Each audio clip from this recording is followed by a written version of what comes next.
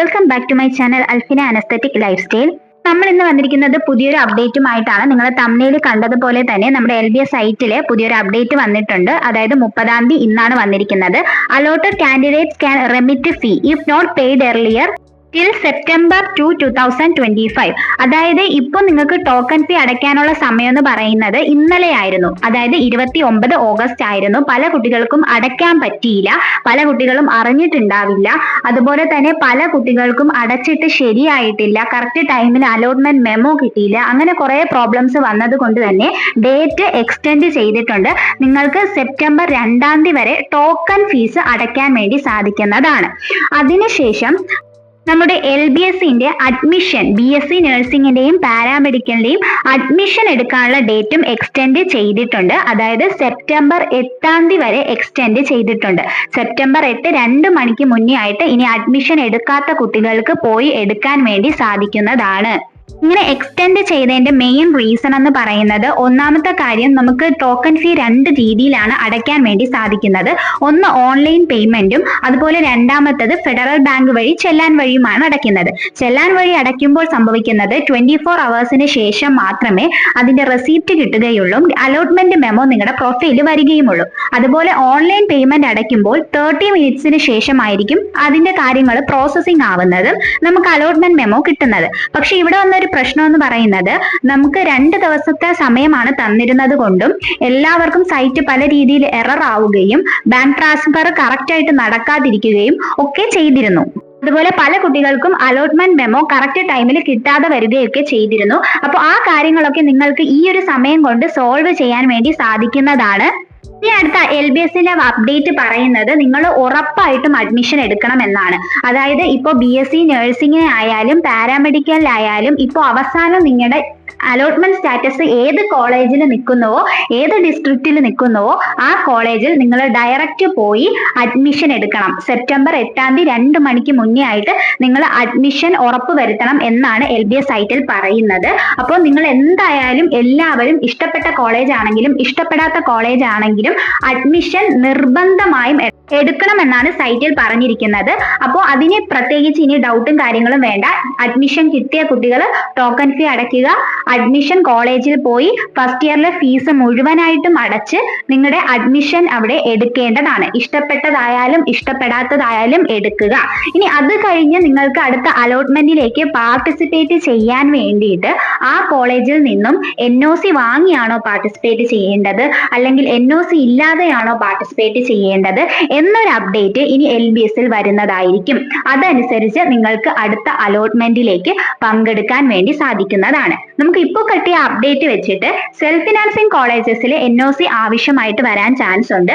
അപ്പോൾ self financing കോളേജിൽ admission കിട്ടിയ കുട്ടികൾ അഡ്മിഷൻ എടുക്കുന്ന സമയത്ത് പ്രിൻസിപ്പളുമായി സംസാരിച്ച് NOC അടുത്ത അലോട്ട്മെന്റിൽ പങ്കെടുക്കാൻ വേണ്ടി തരുമോ എന്നുള്ളത് മനസ്സിലാക്കിയതിനു ശേഷം അഡ്മിഷൻ എടുക്കുക.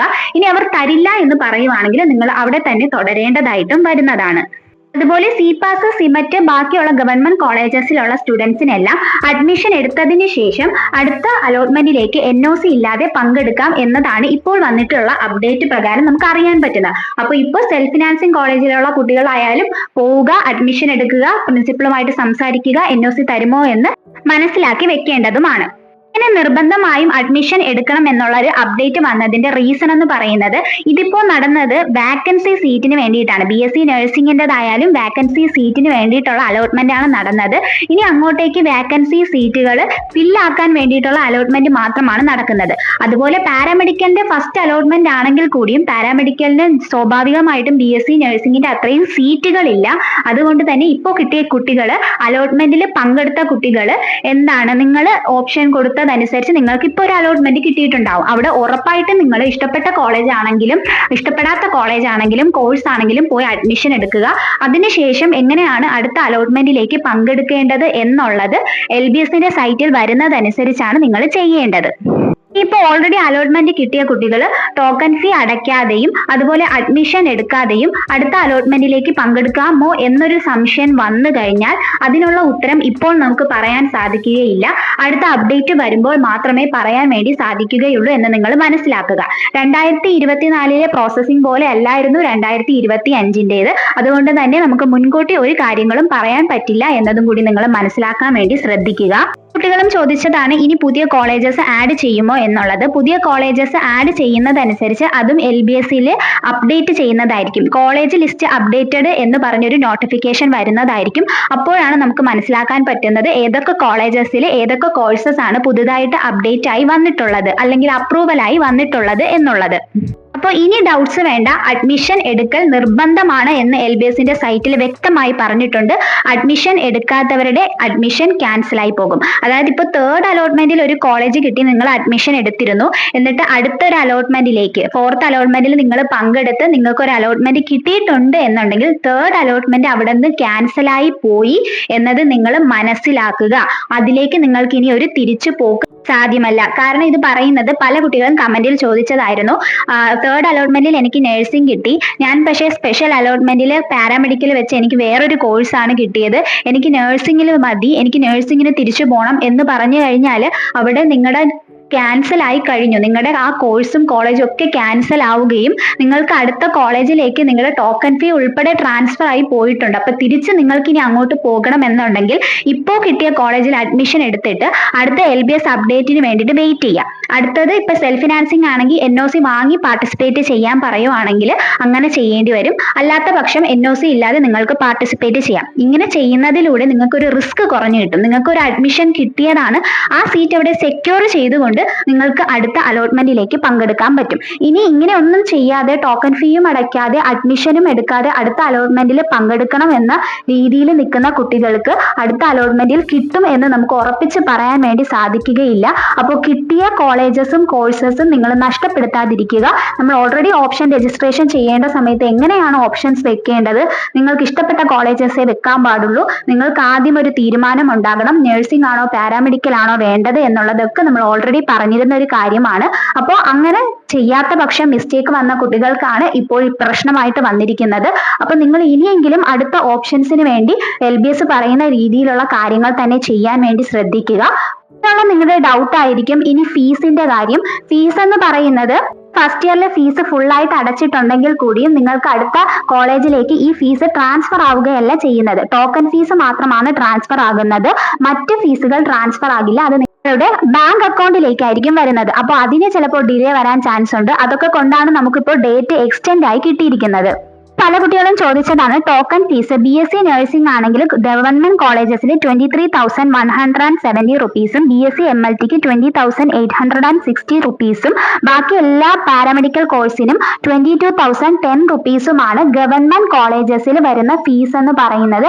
ഇതെല്ലാം പ്രോസ്പെക്ടസിൽ കൊടുത്തിട്ടുണ്ട്. അതുപോലെ തന്നെ അലോട്ട്മെന്റ് കിട്ടിയ കുട്ടികൾ പ്രൊഫൈൽ ലോഗിൻ ചെയ്ത് കഴിഞ്ഞാൽ മേക്ക് പേയ്മെന്റ് എന്ന് പറഞ്ഞൊരു ഓപ്ഷൻ വരും. അതിൽ നിങ്ങൾ ക്ലിക്ക് ചെയ്ത് കഴിഞ്ഞാൽ നിങ്ങൾക്ക് എത്ര ടോക്കൺ ഫീ ആണോ ഒരു കോളേജ് കിട്ടിയ കോളേജിൽ അടയ്ക്കേണ്ടത് എന്നത് കറക്റ്റ് ആയിട്ട് അത് കൊടുത്തിട്ടുണ്ട്. ആ ടോക്കൺ ഫീ തന്നെയാണ് നിങ്ങൾ അടയ്ക്കേണ്ടത്. പല കുട്ടികളും ചോദിച്ചതാണ് കോളേജസിലും വിളിച്ചിട്ട് കിട്ടുന്നില്ല എന്നുള്ളത്. പ്രോസ്പെക്ടസിൽ ഇതിന്റെ നമ്പേഴ്സ് കൊടുത്തിട്ടുണ്ട്. ഈ നമ്പേഴ്സിൽ നിങ്ങൾ വിളിച്ചു നോക്കി മനസ്സിലാക്കുക. അതുപോലെ ഓരോ കോഴ്സസിനും ഉള്ള ടോക്കൺ ഫീസും ട്യൂഷൻ ഫീസും സ്പെഷ്യൽ ഫീസും എത്രയൊക്കെയാണ് എന്നുള്ളതും കറക്റ്റ് ആയിട്ട് പ്രോസ്പെക്ടസിൽ കൊടുത്തിട്ടുണ്ട്. പ്രോസ്പെക്ടസ് ഓൾറെഡി അപ്ഡേറ്റ് ചെയ്ത് വന്നിട്ടുണ്ട്. പല കുട്ടികളും പഴയ പ്രോസ്പെക്ടസ് ആണ് എന്ന് വിചാരിച്ച് പ്രോസ്പെക്ടസ് നോക്കിയിട്ടില്ല. അതുകൊണ്ടാണ് പറയുന്നത് നിങ്ങൾ LBS സൈറ്റിൽ കയറി പ്രോസ്പെക്ടസ് കൂടി ചെക്ക് ചെയ്ത് നോക്കുക. BSc പാരാമെഡിക്കൽ കോഴ്സസിന്റെ എല്ലാ കോഴ്സസിന്റെയും സ്പെഷ്യൽ ഫീസും ട്യൂഷൻ ഫീസും ഇപ്പോൾ വന്ന കോളേജ് ലിസ്റ്റ് ബേസ് ചെയ്തിട്ടുള്ളത് കൊടുത്തിട്ടുണ്ട്. അപ്പൊ അതനുസരിച്ച് നിങ്ങൾ ഫീസ് റെഡിയാക്കി വെക്കുക. പല കുട്ടികളും ടോക്കൺ ഫീ മാത്രം അടച്ചാൽ മതിയല്ലോ, ഇനി വേറെ ഒരു ഫീസും അടയ്ക്കേണ്ടല്ലോ എന്ന രീതിയിലാണ് നിൽക്കുന്നത്. മനസ്സിലാക്കുക, ടോക്കൺ ഫീസ് നിങ്ങൾ LBSൽ നിങ്ങളുടെ സീറ്റ് സെക്യൂർ ചെയ്യാൻ വേണ്ടിയിട്ട് കൊടുക്കുന്നതാണ്. അല്ലാതെ നിങ്ങളുടെ കോളേജിലെ ഫീസ് അല്ല, കോളേജിൽ നിങ്ങൾ വേറെ ഫീസ് അടയ്ക്കേണ്ടതായിട്ട് വരുന്നതാണ്. അത് ഗവൺമെന്റ് കോളേജസിലായാലും സെൽഫ് ഫിനാൻസിങ് കോളേജസിലായാലും കോഷ്യൻ ഡിപ്പോസിറ്റ് എങ്കിലും വരുന്നുണ്ട്. അപ്പൊ നിങ്ങൾ ഫീസും കാര്യങ്ങളൊക്കെ സെക്യൂർ ചെയ്ത് വെക്കാൻ വേണ്ടി ശ്രദ്ധിക്കുക. അപ്പൊ നെക്സ്റ്റ് അപ്ഡേറ്റുമായിട്ട് നമുക്ക് ഉടനെ തന്നെ കാണാം. അതുവരേക്കും ഓക്കെ, ബൈ, താങ്ക് യു.